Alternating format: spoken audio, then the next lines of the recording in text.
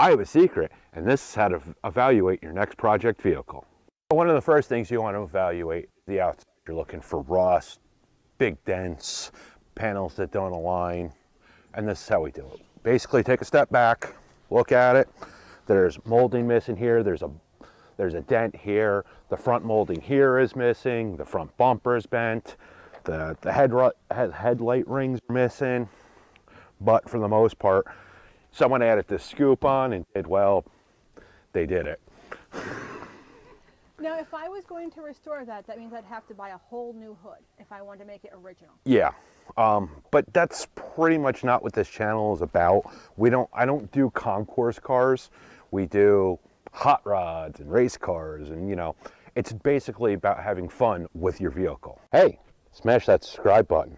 Okay, so if I was looking at this and I see the missing trim and whatnot, does that mean I have to be able to buy it original or aftermarket? Will aftermarket always fit?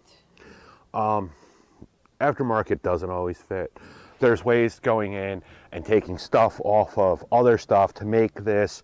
You could fill these holes and just smooth out the body. It's basically about what you want, but that's one of those things. Before you decide what car you want to go into, you need to do a lot of research into it to see if there's parts available. This being an AMC, it's harder to find parts for. We're looking at the lines, making sure they line up. This one's, there's a big gap in the door. There's a big piece of Bondo here missing, meaning that most likely this door is not perfectly shaped. I actually happen to know that before this car was bought, that it had an accident and this side was hit. So making panels align properly is a big thing. All your gaps you want to check, because if the gaps aren't even, a lot of times they're not even from the factory, but that'll give you an indication that stuff's not square or stuff's been moved or played with. But when you get into cars that are 40 years old, you don't know how many people have had their hands on them at one point in time. And accidents don't always get reported to go onto the Carfaxes or whatever you use. Well, if this accident happened in the 80s, there is no Carfax on it. So one of the things you look at is you're looking for indications of when the last time the car was on the road or anything else or used on a regular basis. One way is in certain states they have what's known as inspection stickers. Cars have to be inspected on a yearly basis. In this case, 026, sixth month of 2002. The other thing is you can look at the license plates.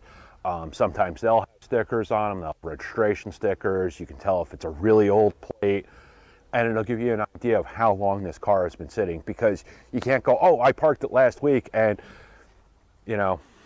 Or if they have a parking sticker from wherever they parked it, at a college or some jobs. Yeah, generally you're looking for anything that gives you an idea of when the last time it was on the road. And sometimes they're hanging things that go from the mirrors too. Yeah, there's all different kinds of indications, but that's it. You're looking for indications to see if what they're telling you lines up to. One of the big things you're looking for is a discrepancy between what that person that's selling you that vehicle and indications on are. If there's a big difference, you kind of have to start taking what they tell you a little lighter than fact. Not saying they're lying, but they might be extending the truth by 10 years. Or they might have bought it from somebody else who lied to them even. Yeah. And they don't know. Yeah, well, that's it.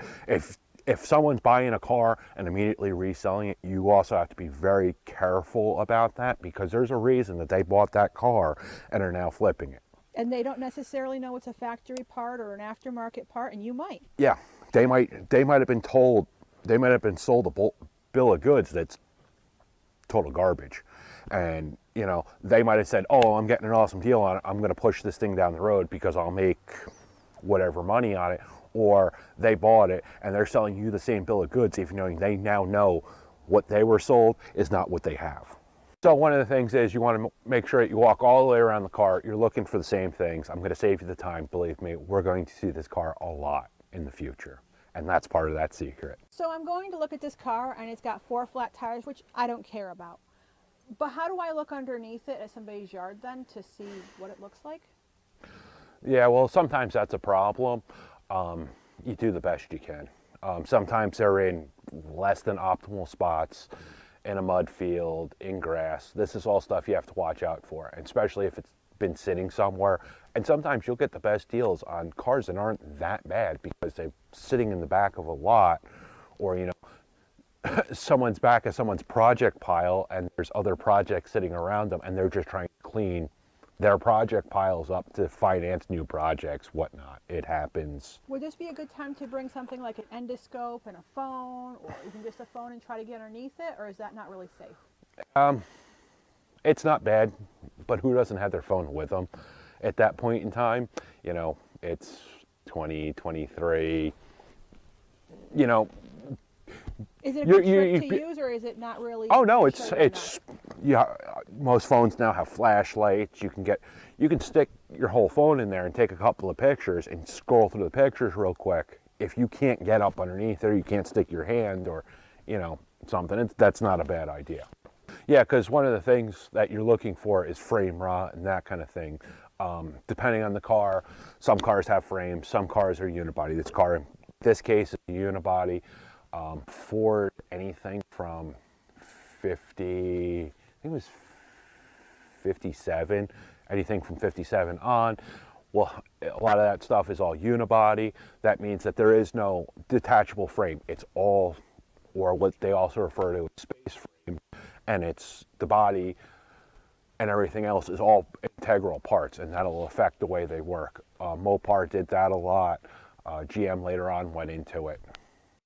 What about the axles? Is there anything I should try to look at on the axles with the camera? Not really. And then that varies on each individual car. If you're looking for certain things in certain cars, if you're buying cars for parts for another project, yeah, then you're going to go look at, oh, this has a 9-inch rear, this has this rear, this has that rear. And we have a video coming up about the rears and how to identify them. Yeah, well, especially on the 9-inch. There are some rears that only take a certain amount of power. There's other ones that progressively are stronger. There's ways to reinforce them and everything else. There's other ones that there's no way to reinforce them. As soon as you start putting any power to it and you start smashing that power into that rear end, it's going to break stuff and it's going to explode, and then you're going to be pulling gears apart and rebuilding them until you decide that, hey, maybe I should upgrade. Looking at this car, obviously this is an add-on. This was either done a really long time ago or wasn't done very well. It's hard to say. Not many cars originally came from the factory with hood pins. These are very easy. You flip them over. Depending on how tight they are, you might need to press on them to pull them out, or press on the metal around it to pull them out. And then on some of these older cars, you need to watch out, especially if this hood hasn't been opened in a while. Move it slowly. There's a good indication that that something went wrong with the hood at some point, that the back corners are all bent up, and then you lift it up. In this case, sometimes these hoods, especially if it hasn't been opened lately, don't yank on it, because there's actually spots in them where they're made to bend. And old square body Chevys, pickup trucks, are notorious for bending in those spots, either opening it or closing it. And yes, this is a handy dandy nature supplied prop rod. Is that something you should bring if you're going to go look at a vehicle? Yes. Unless you're another person? Yeah, generally, if you're going looking at vehicles and stuff, bring a couple of basic tools. I actually generally keep one in my kit, and it's just a short piece of broken off broom, because I know it's relatively strong. I just don't happen to have it here with me. In this case, you can kind of tell this motor hasn't been running in a while. There's no air cleaner. With this being open, I would be partially concerned about that. You're going through, you're generally looking, the pine needles and stuff, if it's been sitting, depending on where it's been sitting, that's very common. So one of the first things you want to do is, if the motor's not running and they haven't said that the motor runs or anything else, one of the things you want to do, and this doesn't always work without a tool, but one of the things to do is grab a couple of the pulleys and just try to move the engine back and forth, right? That'll give you a good idea if it's seized or whatnot. Sometimes that's not always a factor, because sometimes you can't get enough leverage on it. The other thing you want to do, Is this one seized? don't know. It wasn't when it was parked. But, you know, pull the oil, check the oil. Is it dark? What's it smell like? Does it smell like just oil? Does it smell like gas? Sometimes they'll be flooded out with gas. If it's black, it's old. Make sure it doesn't smell like gas, because generally what that means is that someone tried to start this and just sat there and cranked on it and cranked on it and cranked on it, and it hasn't started. Either there's no ignition, or the floats and the bowls were stuck and it just dumped fuel into it. The other thing you're looking for is it white and milky, because if it's white and milky, that means that there's water in it, and then you're going to run into problems with that. Also, if it's extremely high up on the stick, that's another good indication that there may be water at the bottom of it. That's never good. Basically, you're looking at overall condition. Does everything look like it's there? Obviously, in this case, the air filter's missing. The valve covers are there. The intake is there. The carb is there. There's the distributor is there, the alternator is there, the water pump, all the parts are there. There's a coil there, the master cylinder. That would be the next thing you'd want to check, is go check the master cylinder. Is there fluid in it? What does it look like?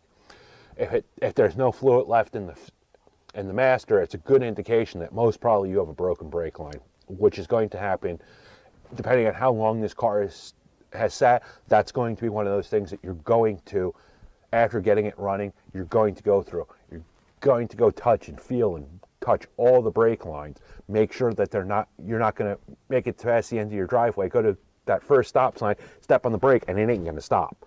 Those things you might want to check is the coolant. Make sure that there's water in it or antifreeze. If you're in a really cold climate or somewhere where it gets very cold, if there's no water in the coolant, there's a chance the block might be cracked. They might have put straight water in it, might have froze, it might have cracked the block. Can I see that from not tearing it apart? Depends on the engine. Sometimes they're up underneath, the cracks will be up underneath the exhaust manifolds. But this is the point where you need to evaluate what the car is worth. Sometimes you need to figure out whether it's worth it to you to buy a car even though the motor is bad or the transmission's bad. But you kind of have to evaluate a lot of times whatever you think is wrong, sometimes it might not be that bad. Other times it's 10 times worse than what you think. And you need to always be thinking about that. And one of the things you want to look out for, especially when you get really older cars, this is the distributor. There's generally a bunch of wires that come off the top because it distributes the spark plug. On this case, there's a little door here. And the reason that door is there is because this car has points and condensers, which we will go over very quickly when I show you how to, if you decided to buy this car and got it home and then wanted to get it started to see how it runs and goes from there. I'll show you how to adjust the points, how to check them and whatnot. But this is a good indication this car has points and condensers. What about this metal bar here? Well, this bar here was added so I could put spotlights behind the grill. One of the things that I had a problem with when I originally had this car is people would not turn off their high beams, or I wanted a little extra light where I was, and those definitely casted a little extra light. So one of the things you want to generally look for is you're looking for rust, missing bolts, and you also can give it a little bit of a push. Don't go really pushing on it, especially if you're not 100% and you're buying that car, because there's chances that you will be buying that car or it's going to become an issue very quickly if you go and smash a 70 or a couple $100 grill. Look down into the frame if you can see it, or in this case the space frame. Check around the steering box. You're looking at on this case you're looking at these towers. You want to see if anything's really rotted out, if there's any big holes, any pieces that look like they're obviously missing, but you're looking to see make sure everything's solid. Give it a little bit of a tap, where you can reach.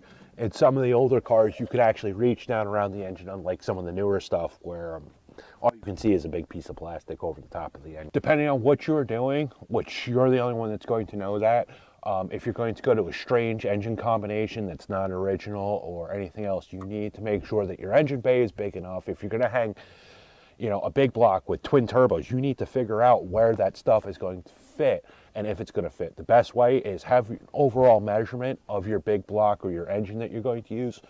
One of the big things is on the AMCs, if you go to put a GM motor in it, this is in the way because the distributors are in the back. If you put an LS motor in it, it's not a problem. If you put a Ford motor in it, it's not a problem, or a Chrysler motor, because they all have the distributors up front.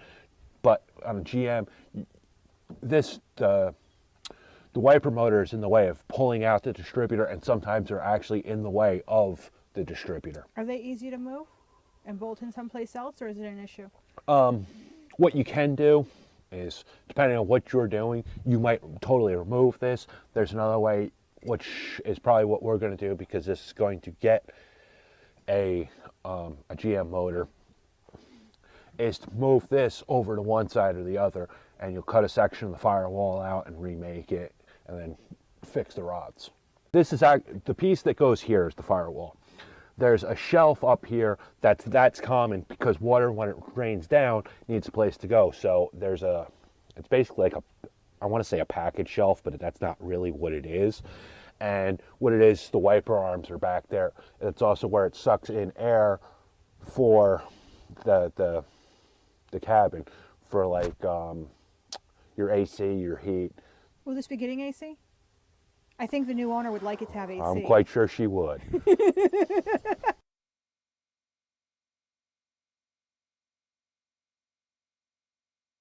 The Nissan, and this is a newer motor, and you would pretty much do the same thing. You're going to look for anything that's missing.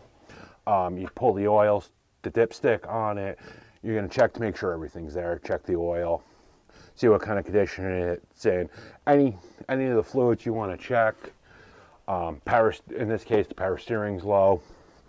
And these are all indications that there might be problems with it. And that's it. You're just generally getting an evaluation. This is more likely than not one of the more expensive parts of a car, including the transmission and that kind of thing. So if you can check the fluids and you can find indicators that things might be bad, it'll give you an idea of whether you just walk away from it or... On a newer motor, there's all sorts of plastic stuff. How well can you check around the motor, and what particularly would you suggest looking for the most? Basically the same thing. You're looking for... The oil will tell you a lot, how it smells, how it looks, what color it is. Look at the coolant. You're looking for wires that have been clipped, big bundles of wires that have been zip tied out of the way, stuff that's not hooked up. In this case, the distributor is not hooked up, and there's probably a reason for that. All right, so I've got all this plastic stuff, and there's emissions, and I know I can remove some of them in our state, not in every state. But how much more room can I make for a bigger motor or a different motor if I wanted to without cutting out the hood? Well, it all depends on how creative you want to get. You know, you can always move, there's ways to move the firewall back or clearance the firewall, or, you know, just generally push it back. You can also generally go this way, but you can only go this way, you know, you can only go forward but so much before you're putting the radiator in the back and, you know, things like that, where you need to think about these things. So it's harder to take a newer vehicle and put a bigger motor in it than what it has. It's not just newer vehicles. Some of the older stuff, Ford was notorious for making their engine compartments small so you couldn't put a big motor into them. You're going to want to check because it's another expensive thing. And it doesn't always, it's an indicator that there may be problems. Is you check the transmission fluid. Transmission fluid generally stinks, but you're looking to see if it's dark, if it's bright red, if it smells burnt, if it's milky, these kinds of things. These will also give you indications of conditions of stuff. On this car, this was actually the original pinstriping. What had happened is being almost 50 years old, the pinstriping has started to lift. This is the original pinstriping off. Either you can just sand it off, you can probably peel most of it off. They make buff wheels and stuff to take that stuff off, or you can sand it, because obviously this fender is going to need a new, you're more likely than not going to want to put new paint on it. But if you're going to, make sure you lay out your patterns, and I'll show you how to do that, how to lay out a pattern in a future video. So this way, if you want to go copy it, you have that general shape. Part is you're going to want to take a look at the interior. You know, does it have seats? What kind of seats are they? These are hard plastic seats. These suck, especially if you're going to ride in any extended point of time. This obviously has aftermarket gauges. aftermarket shifter. There's various other parts in here. Most of the parts look like they're here. There's still a headliner. The door panels are missing. Have to make sure that the person you're buying it from has door panels. In this case, you can tell that the person used a lot of vice grips for door handles and stuff, so make sure that those are there. Any interior components, the switches, all the little plastic pieces are missing off it. That's another thing you're gonna have to look at. In this case, you can tell that someone has built a custom interior in it. It's got aftermarket gauges. In this case, you can tell that there's no door panel. They've used vice grips on the window cranks, on the door handles. Either they were hot rodding this, or they weren't worried about it, or this was a temporary fix. You might want to check to make sure the windows move easily. Don't go too crazy, because if you put those down, they might not go back up, unless you 100% decided that you're leaving with this car one way or another. So I know that future owner does not want that hard plastic seat. Is it a big deal to change seats? No. Depending on what kind of seats you want to go with, it's really not that hard.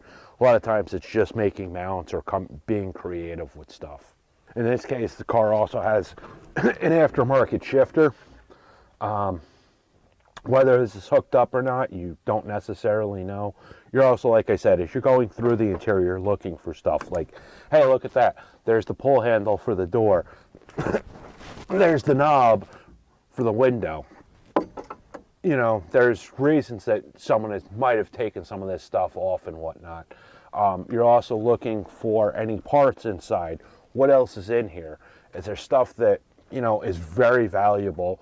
You know, is there a stack of carburetors that are going to go with the car? Is there... Even that trim could be very expensive to replace. Oh, yeah. And next to impossible sometimes. The sill plate covers, in this case, this one's all bent up. These are generally made out of aluminum. The other thing is, if you look here, there's a lot of rod holes here. You need to know what your ability is. At some point, you might need to go in and either patch this, depending on what you're planning on doing with the car. There's also other things. You need to be looking at the rocker panels, which is the bottom, which is the part right below the door. Are they solid? You can just give them a quick tap. You can push on them a little bit and make sure your finger doesn't go through. The sill plate being bent, like you pointed out, does that mean anything in particular? Generally, it means at some point this door wasn't adjusted right and it kept catching it, because if you look, it's folded over and knocked flat. So more likely than not, at some point this door wasn't lined up properly. It got slammed, caught that, and then bent it over. The next thing you want to check is the floor, especially right in spots like here. In this case, you can actually pull the carpet up, but you want to check to make sure that it's solid. You can also do it, you're also going to want to do it from underneath. In this case, the carpet is kind of pulled up, and I already own this car, so I'm not worried about it, but there's obviously a hole here that's going to have to get patched, soft material that's going to have to get patched. I'm starting to think this might be why it's getting a new owner, so that you can have a race car. It was more so I could have a race car. And is that one solid piece? Is that something you would patch? In this case, I'm going to patch it. I'll make a new patch panel. It's not real big, and like I said, because it's an AMC and it's a Javelin, my sources for parts are very limited. But for the most part, there's a little bit there, and more likely than not is just from water getting into the car and sitting in that corner. It happens. You also want to check the floors in the back. In this case, there's a bunch of crap piled up back there, but you also kind of want to do that. Check it from underneath, and all you're looking for is if the floor flexes a lot. Does it feel? Can you put your hand through it? You know, these are the kind of things you're looking for, because yes, that stuff is going to have to be fixed. Next thing you want to check is the back, and now we're going to go a little more in depth. Also make sure the back glass is there, any molding. I see holes over here where there's stuff missing. Yeah, that's actually where the emblems originally belonged. There was also, one of the options was, there was a big wing that came up on these. This one doesn't have it. But it could have one soon. If you can find one for a reasonable price.